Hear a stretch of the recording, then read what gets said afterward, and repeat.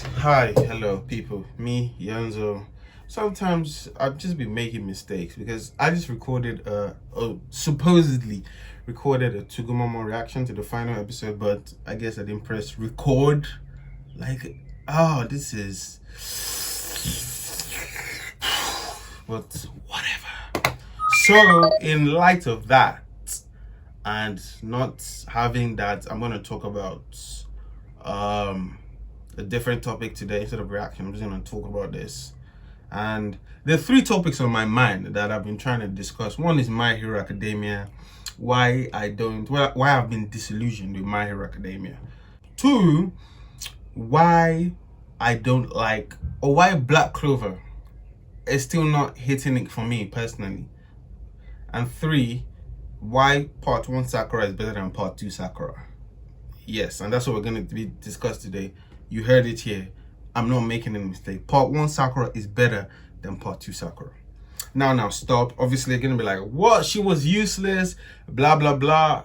No, I get it, But let me just tell you how I experienced Naruto in the first place. I watched Shippuden first. I watched the first arc of Shippuden, which is the Kazekage rescue arc. So my first interaction with Sakura was her being strong and all that kind of stuff, and her fighting Sasori. And then I skipped, and the DVD I had ended at when Naruto started learning the Rasen Shuriken after the filler arc with Asuma. Or when Kakashi basically showed him that he could do the Rasengan. That's literally where my DVD ended. And then I had a tutor at the time, and my tutor also is the one that really put me on Naruto. So he then bought me like the Pain arc DVD for my birthday. So I skipped from Gara, that arc, or like the whole arc, all the way to the Pain arc, like literally Naruto versus Pain, and the filler after that. So I didn't see Kakashi die, Jiraiya die, Sasuke versus Itachi. I didn't even see the attack on the Hidden Leaf. Like the DVD literally started Naruto getting to the battlefield, fighting, and after the arc until like before the 5 Kage Summit arc started. That was how I started Naruto. And then I went back and watched like the whole Naruto. I went from OG Naruto. I watched every episode up until like 150. There was like 20 episodes after that, and I couldn't, like, the filler was just out of hand. I didn't even know what filler was when I was watching it, but I just felt like there was something off about the storyline. After something was wrong, something was just. So I just skipped it. So, and then I tried to watch the last like 10 episodes from 210 to 220, but I couldn't even. So I just watched the last episode. It was just, I was tired. So basically what I was trying to get at is, let's forget about Sakura post the Kaze. Actually, let's forget about Sakura from the Pain arc. Like from the beginning of part 2 to the Pain arc. So let's say from the Pain arc all the way to part 1. And more so in the Sasori arc. If you look at it that way, Sakura is actually a good character. Because I feel like when people say Sakura is trash, or when people say thing is trash, people always try to evoke their feelings on, like, I was watching anime tournament and someone said, oh, I don't like Mikasa, blah blah blah. I'd have preferred if she was more like the girl from Katara from Avatar. Like, she prefers if her relationship with Eren was more like Katara and Aang. But I'm like, why? That's not what the author is trying to say. If the author was trying to say that, then he would have done that. So I feel like when people say something is bad, we need to, is it bad in the context of what the show is trying to say, or is it bad because you want it to be different? Like, I don't like, Gon is a fantastic character, but I dislike Gon. Like, I generally like, I like Luffy, but I don't like his selfish tendencies. But Gon's selfishness is taken to another level, and I despise Gon for that. But I'm never gonna say Gon is, because Gon is a fantastic main character, nicely written, and I'm not gonna take that away because I don't like him, or I don't like certain things about him. And I won't say, oh, because that's what the story is trying to tell. If Gon was in the context of what it was trying to tell, it failed, and I'll say, okay, Gon is a bad character. So I feel like we should look at this from Sakura, from what is the narrative trying to say. So what, like, Sakura is useless, yes, but is it purposeful uselessness? I mean, Sakura is useless. Is it purposeful uselessness in the sense that the author intended it for her to be useless. And then you have to ask yourself, not, oh, I wish Sakura was useful. Why does he want her to be useless? What is he trying to say? Where's this story arc going? And I feel like that's what I take away from anything I watch. I'm never thinking, oh, I wish it was done like this, or I'm not gonna do that. I'm not the author. What am I? It's not my story. What is the author trying to say? And for me, I feel like that's the thing. And so let's talk about it. So Haruno Sakura, actually no, Uchiha Sakura now. You know, I mean, because I know some people are gonna come and tell me that, oh, she's Sasuke's wife now. But whatever, Uchiha, Haruno, Bakano, whatever it is. Uchiha Sakura, in the beginning, you know, an average, be above average brains and above average forehead. Her goal in life in part 1 was to what? To marry Sasuke, and she disliked Naruto. And so you need to look at it from that perspective. While Kishimoto he stated many times that he's not good at writing female characters, and he was kind of coerced, or not coerced, but he was advised to put in a female character even though he didn't want to. But I wouldn't say she's the best, or her uselessness couldn't have been done better.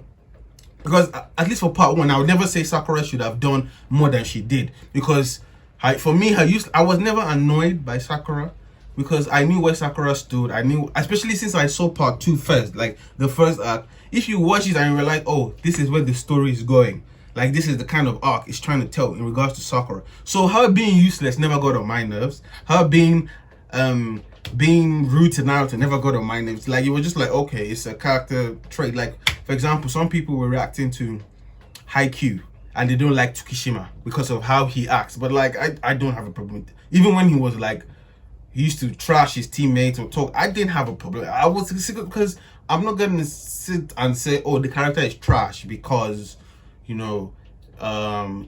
not like this. You can decide not to like Sakura because she's useless, because she was trash because she was, she used to hate Naruto and all that, or she was like a Sasuke fangirl. You can like her, you can dislike her for those reasons. But for me, she's not a bad character, at least up until that point, for those reasons. So let's get back to what I was saying.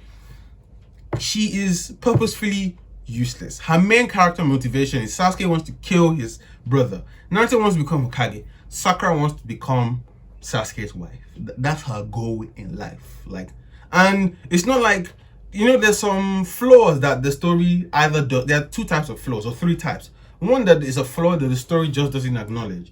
Another is a flaw that the story acknowledges but chooses to make a joke out of it. Typically Gintama-esque comedy style. And another one is there's a flaw that the story acknowledges but doesn't do anything about it because he's gonna address it later, or he'll delve into it a bit more. Like Gon, his selfishness, his pride. It's there, they acknowledge it pretty early on, and it continues on to the end. So Sakura's uselessness is acknowledged. Kakashi acknowledges it, saying, oh, girls care about more relationships about being a ninja. Sasuke says she's useless. Like, a lot of people, she says she's useless. Like, I don't know what's, like, she's, like, it's not a hidden fact. She knows, her team knows. Naruto trying to be nice with her because he likes her, but like, it's not that, oh, they're trying to hide the fact, or it's bad writing that, oh, she's useless, why can't she be? No, like, the story acknowledges that she's useless. And then you have to say, okay, now what's it trying to do with her being useless, right? Sakura in the beginning she's not concerned with being a ninja, because if she was, she would have had better goals or more tangible goals than being Sasuke's wife. But she didn't, because that's what the author was trying to say. Like, she didn't. All she cared about was just a Sasuke fanboy with no real motivations in life, which is why throughout the whole thing, up until the tuning exams, she does nothing. Because what's pushing her to do anything? Nothing. She has no real goal in life, no direction, no drive. Everything she does is for the purpose of pleasing Sasuke. That's everything she does up until that point, is for the purpose of pleasing Sasuke. And when we get to that point in the story where she has to step up a bit, she tries, and it's not enough. That's the first time she actually tried to do anything with her power, because the situation called for it, one, and she wanted to help because she's been a burden the whole time. She wants to help a thing, and that was the first time you could see any kind of desire from Sakura outside when she decided to take the tuning exam. So you could see, like, the beginning of tuning exams, they touched on, oh, Sakura, do you really want to take this tuning exams? And then she took the first step by deciding she wants to take the tuning exam. Obviously, that's not going to change her. Then the second step in the Forest of Death, where Naruto and Sasuke were unconscious, she took another step. Not because she's made up her mind, oh, I have a dream or I have a target outside Sasuke I want to get, but out of necessity. Oh my God, what's my language? Out of necessity. So another step. You can see is building slowly.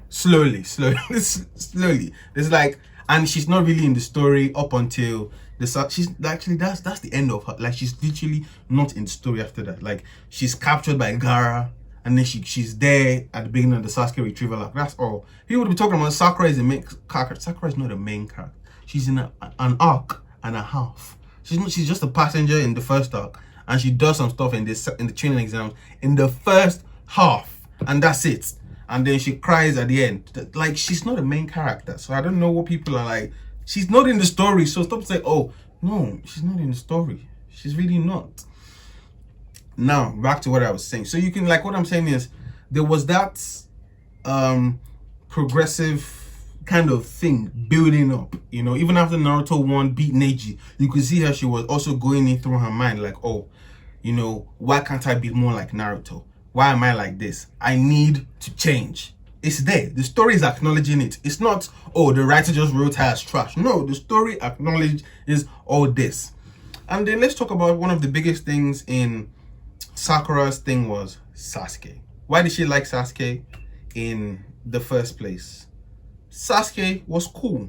Sakura, see, I was thinking about this like a week ago, and I'm like, why does, like, Kishimoto said, like, he had thought of stuff for Sakura, but he didn't introduce her family. He didn't do anything with Sakura because she was hated. So they might have delved more into why she liked Sasuke and do more stuff, but because she was hated, he felt like it was a lost cause, so we would never get to see that. So I don't know what it was gonna do, but I was just thinking about it, like, Sakura has seen more of Sasuke's bad sides than his good side. Apart from the first arc, everything she has seen with Sasuke has been negative. He lost to Rock Lee. She saw he was a coward against Orochimaru. She calls him a coward, for goodness sake. Taken over by evil in like Orochimaru, whatever he's doing. Leave the village. So for me, at that point, when you say Sakura only loves Sasuke, which is cool, that's wrong, because Sasuke, for majority of part 1, was not cool.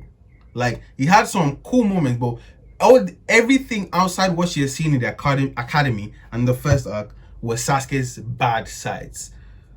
Aggressive, jealous, running away, cowardly. Like, what? So for me, the fact that she still likes Sasuke after all that, for me, it shows that their relationship had reached another level of intimacy. What I would say is not good is that the series doesn't signpost this more. You know, when you write exams, and my lecturer, my teachers, when I was in A levels, which is like sixth form, which is like pre-uni, you know, and my teacher would always say, my psychology teacher would always say, signpost your answers. Like, put it in there, say, oh, this is the answer, blah, blah, blah, blah, blah, boom, signpost it. Everybody can see it. Everybody knows what they're talking about. Kind of like Hunter x Hunter with the narrator. The narrator is an unbiased view, explains what's going on, explains where the character is coming from, their inner thoughts and present. Whereas Naruto, you have to take a lot of things at face value, because people wouldn't think deep of what's happening. So you either take it at face value, you misinterpret what's going on, or you interpret it correctly, or you understand what the author is trying to say. So there's that difference. And when I say signposting, the story could have done more to signpost Sakura and Sasuke's relationship, while there was growth and a change, like I've just mentioned. Because when you think about it, Sakura, you can't tell me Sakura liked Sasuke because he was cool. Because when you think about it, for majority of part 1, Sasuke got his ass handed to him. he basically showed off more negative traits than positive traits, but yet she still liked Sasuke. Whereas Naruto was going from strength to strength, strength to strength, strength to strength. But yet, so for me, it was genuine and it was deeper than that. I'll talk about Sasuke and Sakura later, but back onto Sakura. Like I've said, she has no goal. And what do you do with a character that is weak, that has no goal, that has no plan for life? All she cares about is a boy. You need to, get her to a point in terms of character that she changes. Like there is something that actively pushes her to change, that gives her a goal to pursue, that she strives for something else. Like I've said in the team, Sakura has been a burden to the team, for the most part, in part 1. Even when she decided to help Sasuke, when she decided to help Naruto and Sasuke, she couldn't really do much. Ultimately, she had to rely on Ino and Team Shikamaru and Sasuke again. So even the little victory that she got then was immediately undercut because at the end of it, she did nothing. But then realized in the Sasuke retrieval, in the Gaara arc again, she tries to do something with her own power to help Sasuke. But what happens? Her courage is undercut because Gaara just puts her to the side and wipes her. So what you can see is that Sakura has become more proactive in terms of, she has decided, okay, she has taken a little step in like, okay, I'm not just going to be useless. At least I'll try, She would at least try and do something, which is what happens after the Chunin exam. At least when she's on screen, she always tries. But the story immediately undercuts whatever she tries and it doesn't help. But what the story does is there's always someone to help her back up or to save her. But what happens at the end of part 1? She tries, she fails. Naruto and the Sasuke retriever team goes to save her.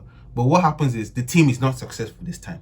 This time, she can't rely on someone to help her. This time, the people that she relies on to help her, even when she tried and failed, and there's someone to back up, those people too failed. The Sasuke retriever team was a failure. So what does she do?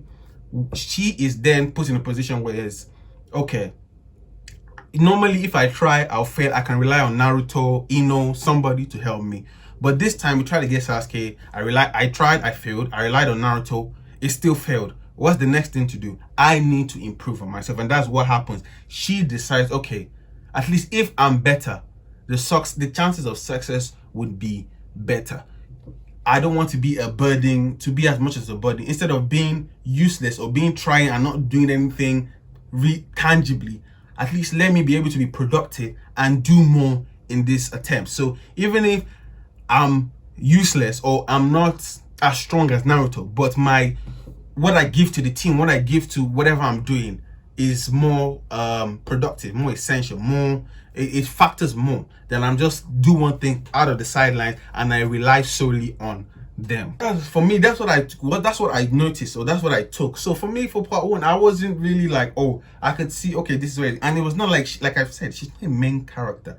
She's only in the arc and a half. So I don't know where people are saying, oh my god, like she's not in the story that often, to be honest with you. She's not like, I wasn't mad.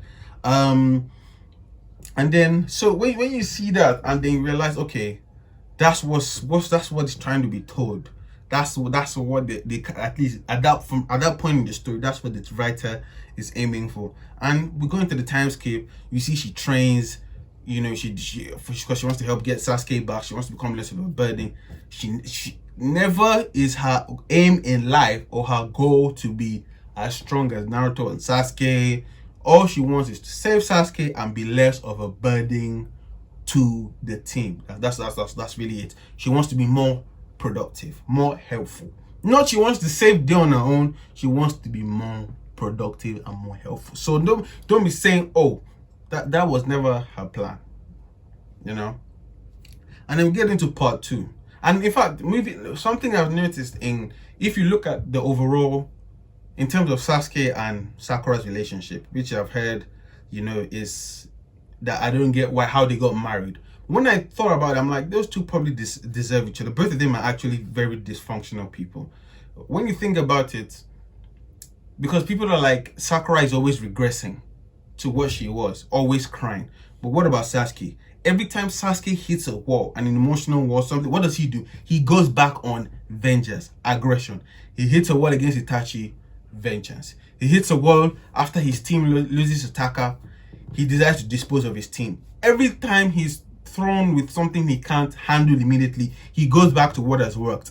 Go into the shadows, go for vengeance, because that's worked for me. That's what he leans back on. So even though so the wall comes up for Sasuke and he can't cope, so he falls back on what has been working, which is vengeance, work on your own, you don't need friends. But the story frames it in a powerful manner. Like, even though he's actually failing at what the story is trying to give, the message is trying to give, he's still framed powerful, because what does Sasuke get from all this? He gets a power up. He becomes stronger. He gets some stronger EMS. He gets something, gets Sano, something. But whereas Sakura regresses, even though Sasuke regresses, but her regression is, she regresses, but the regression what she regresses to is weakness. The story frames her regression in terms of weakness. She cries, she breaks down, she becomes weak. I don't know what, like, if you look at it from the parallel of those two lines, maybe Kishimoto was trying to put a parallel between them.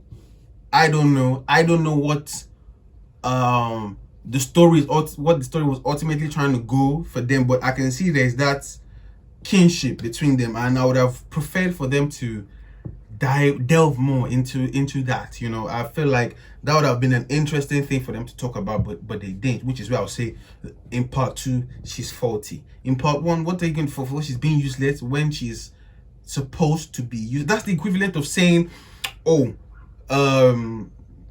Boruto is bad because he doesn't like Naruto, or because he cheated in the Chunin exam despite his talent, when case in point is that's what the story is trying to tell. You can dislike Boruto for these reasons, like as a person, but that's not bad character writing. When it's there for a purpose, it has to be there for a purpose. I feel like we need to look more of what's the purpose of this. That's why when people say I don't like damsel in distress, it's like, I understand that sometimes I don't like, I prefer stronger people. Like in terms of female characters, all my favorite female characters, Gintama, the females in Gintama are next level in terms of any shonen I've watched. Like, I like Nico Robin, I like them, but in terms of bad, like Gintama, there's Kagura, she's a G. So it's not that I'm trying to be like, damsel in distress is like, but I would never say, because the story has a damsel in distress is bad, or because the relationship of the characters is not a perfect or functional relationship is bad. Because I'm like, what is the purpose of this dysfunctional relationship is what we need to be asking. And that's what I think we need to be asking for Sakura. You can say, she's useless, she does this, she does that, but like, as long as there's a purpose it's trying to tell in terms of the overall story arc, then it's not bad, right? And even in part 2, yes, there were a lot of issues. Like, someone mentioned this, which I hadn't thought of initially. But when you think about what was Sakura doing when Naruto was learning Rasen Shuriken? She was making food pills when she could have been learning to use Earth Star, which is an element. If that's what I'm talking about, that is bad story writing, character, everything in that instance. Because I'm like, what's she doing? Because the story was like, I can only Sakura can only do the little things for Naruto, but I'm like, that's not true, because she could have learned Earth Style. And imagine if she learned Earth Style and then came back in the war with Earth Style, or when she was trying to kill Sasuke, maybe Sasuke was gonna stab her and then she used some crazy ass Earth Style. It'll put more credibility on her name. But the story, while I acknowledge there are flaws, that is an instance of a flaw in terms of her character writing and the story narrative. That's an instance, and there are more instances, but I would still say there was a narrative, and obviously Kishimoto had to make concessions because of how hated people didn't like Sakura. So it is what it is. And in terms of initial, like, if the story, this is something I just thought of off the rip. Like, I was just like, thinking about Sakura because someone brought up Sakura. What if the story had done Sakura in a way like Sakura was, like I said, she was average, she was bullied, there was nothing going on in her life, like, but Sasuke was a shining light in her life. So if the story framed their relationship as more Sakura desires or covets, you know, or lust after Sasuke because she's a dim light, but Sasuke is that shining light, and that's what she really wanted, to be shining to vicariously shine through her association with Sasuke. That would have been more interesting if they actually delved into it, but they didn't. So this is just something I came up because I just feel like that would be that's more interesting, more you think about more, and it's not just it's much more, it's not a surface level anymore than what we got. It would have been deeper, which is what I think they should have done in terms of, but they didn't go deeper into it, so missed opportunity for them. And in terms of the whole narrative of part 2, every character got their arc. You know, in this thing, Sakura got her arc in the beginning, Shikamaru got his arc, Sasuke and Naruto got their arc, then Sasuke, then Hinata got a little bit. So like it was nobody, like when you think about only Naruto and Sasuke are the main. Kakashi was not in them. It's like he's hardly in the story in part 1, but it's the main character. Kakashi has won 1 or 2 fights in the whole story. Even the win against Obito wanted to take the blade to the chest because he couldn't beat the Jinchuriki without Kakashi stabbing him. So did Kakashi win? No. So Kakashi's won 1 fight against Habuza. 1. Yet. I like Kakashi. I love Kakashi. My top 10 characters in Naruto. I like Kakashi. But I feel like, that's what I'm saying, like sometimes you can just dislike someone's personality and that just gets into hate. Because I hate Otai from Gintama. Like that's probably one of the few characters I hate in all medium. Like I dislike, anytime she comes on the screen, I'm angry. Noelle to an extent too. I'll talk about Noelle later, but I don't like Noelle, and I feel like there's some kind of contradiction, except the story proves me wrong later, but I'll talk about this later. So just comment if you want me to talk about that. And like I said, I want to talk about my hero, disillusioned me, and Black Clover generally. So I'll talk about that. But in terms of Sakura, like I feel like once you stop looking at the perspective, oh, I wish she was like this, or it's more like this, you know, you begin to see things that, because you're no longer saying, oh, I wish it was just, oh, okay. Nah, so I feel like for me, so obviously I'm not going to change anyone's mind, but I just feel like at least this is, people start thinking of like, okay, this is what, you know, should happen. So I wouldn't say Sakura is not my favorite female in Naruto. Like, I like Hinata, Tsunade, Temari, Kushina. I like them all more than Sakura. But like, to be honest with you, I prefer Sakura to Sarada, to be honest with you. Sarada, I'll talk about Sarada later too. I'll talk about her later. They're just, and Mitsuki too. We'll talk about them later. But hopefully I've, you know, mentioned, and there are probably some things I'm leaving up because I'm kind of going off my head right now. So obviously, just if you have some clapbacks on some things you want to rebuttal some of the statements I've made, you know, tell me in the comment section. Say so now. And if like I've seen, oh, okay, this is what people are saying, this, because I may not come off as clear as I'm trying to, you know, come off as clear as I intend to. So if people can, you know, okay, rebuttal some of the statements I'm making, I can come back, do another video and be more clear, concise, and you know, even some of the statements I wanted to make, I've kind of forgotten what I was trying to say. So we'll just end it here for now. Thank you for watching. Peace.